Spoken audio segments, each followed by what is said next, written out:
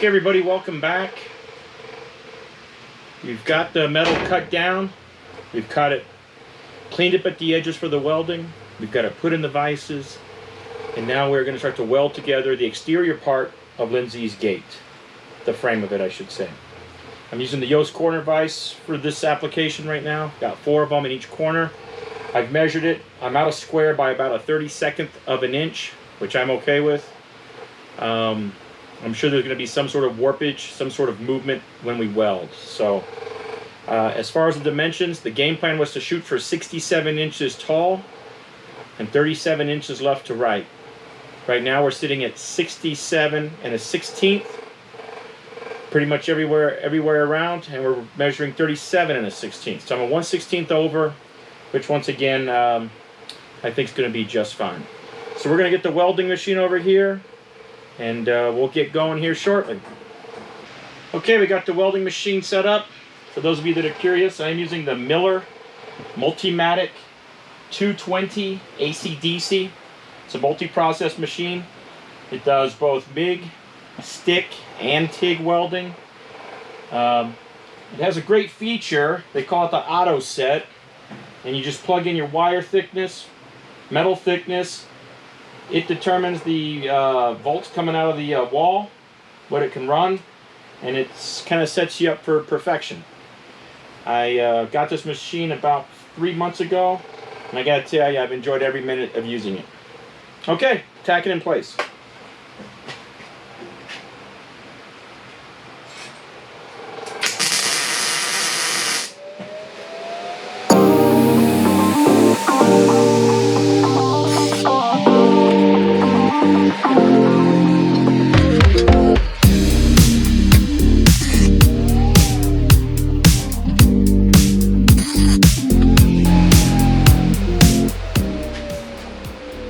Okay, we got the first part tacked into place.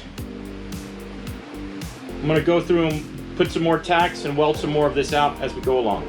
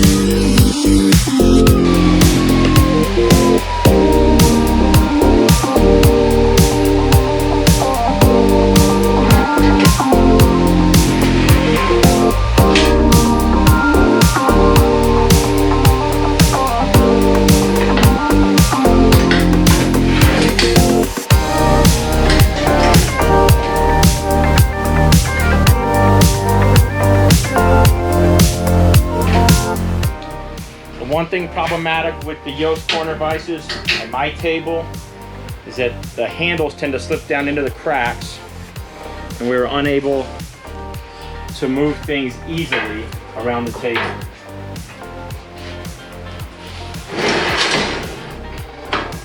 There it goes, getting stuck in the track again.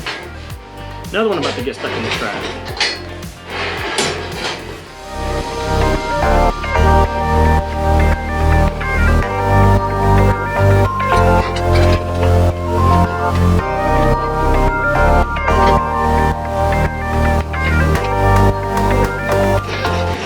Reach everything without having to walk too far away from the machine.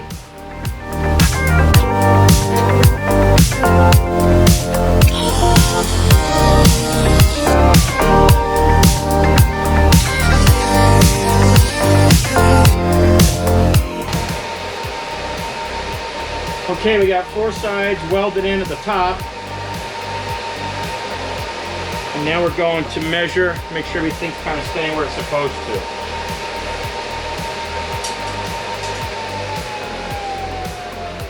(67 1/16).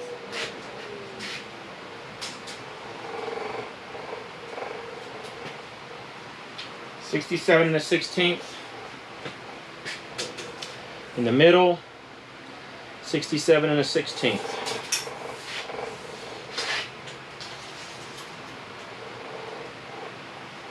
37 1/16.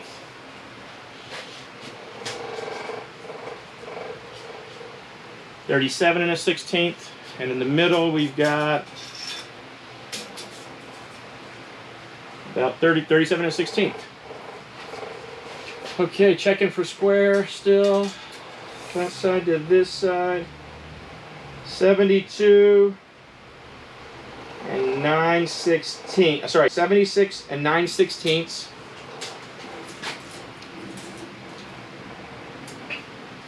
So 1/16 over a half. And over here I got 76 and a half. So I'm off by 1/16, but I'm okay with that. We're going to flip this over, do the other side now.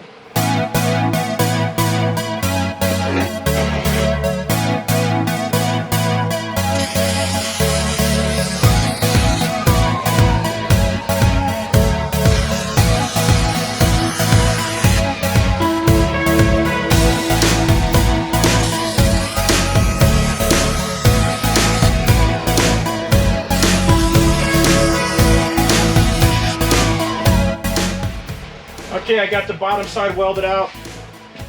Next I'm going to do the corners, the outside corners. But before we do that, we're going to do another measurement.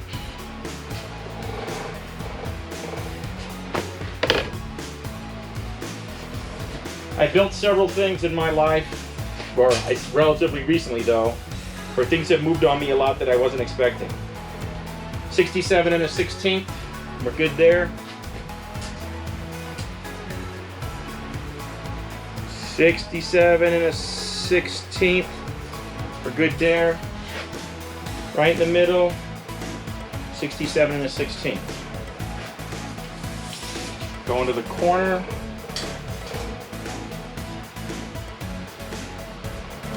(37 1/16). In the middle, 37 1/16. And on the ends, 37 1/16. So we're doing good there. Let's look at the squareness still.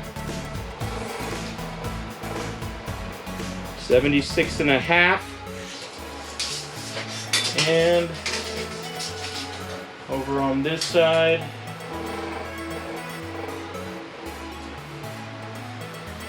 76 and 9/16. Once again, 1/16 over a half. And I'm okay with that.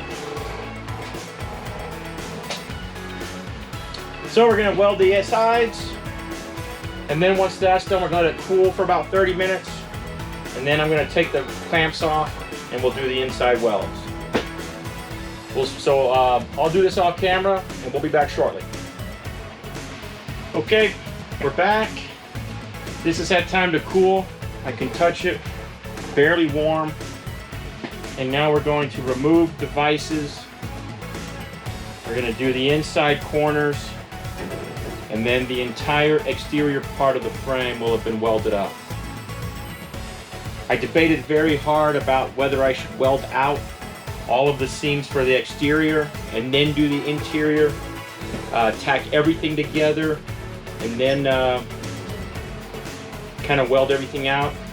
But I'm still new at this, and I've had a lot of issues with stuff moving on me when it shouldn't. So my thought was, if I welded this out first, making sure that it was completely square and that it didn't move, I think I'd be in good shape. And so far, it hasn't moved. So I think this may be okay.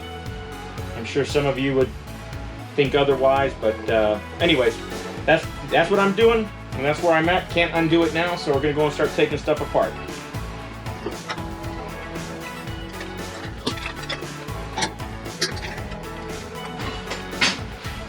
I started off with just 2 yoke corner vices.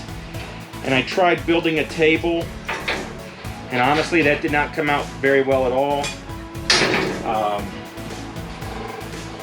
It made a lot more sense, and everything made it worked a lot better when I had all 4 of them. Same with fireball squares.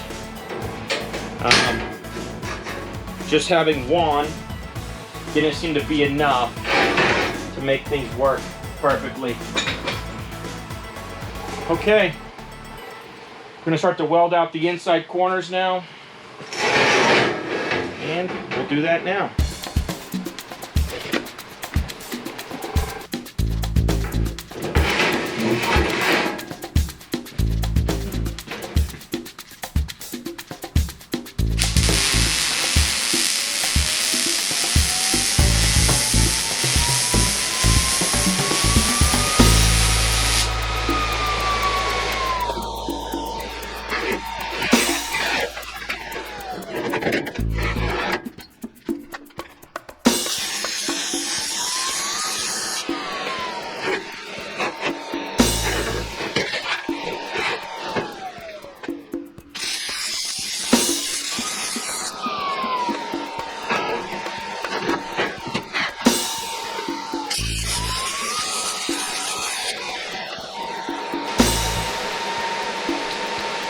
That right there is fully welded out.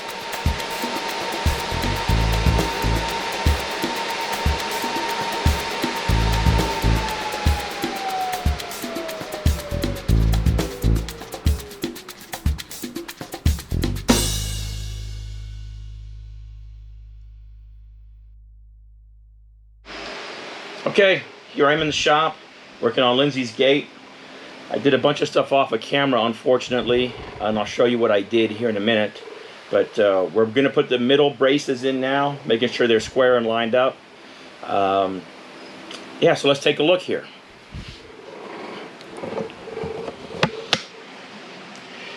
Okay, as you can see here, we have a square shape, an L shape actually that's squared, with another L shape squared, and we're going to run a beam in between the two.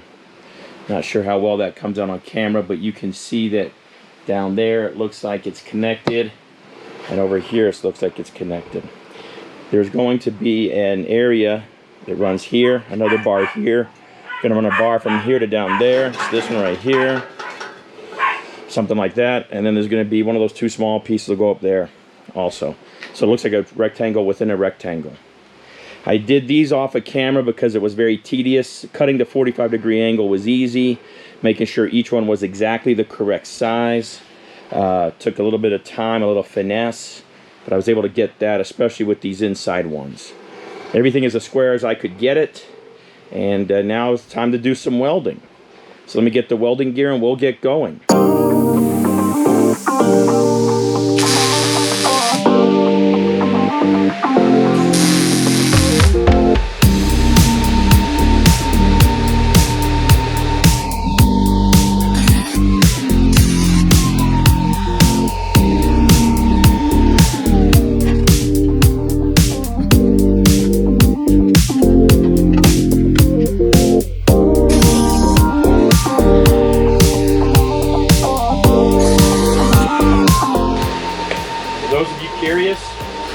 The squares that I'm using are the Fireball Minion squares.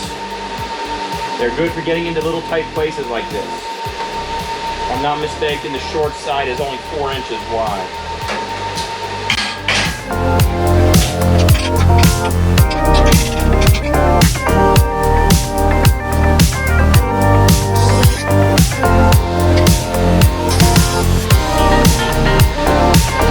Yeah, I got one side tacked in. More to go.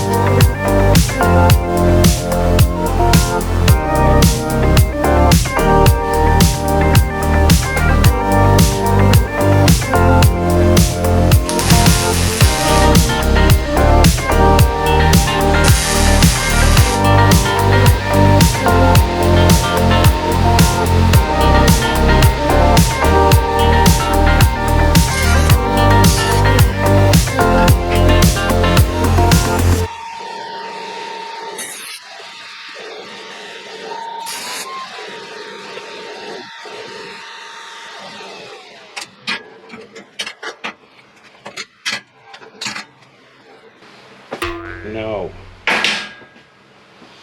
You're kidding me.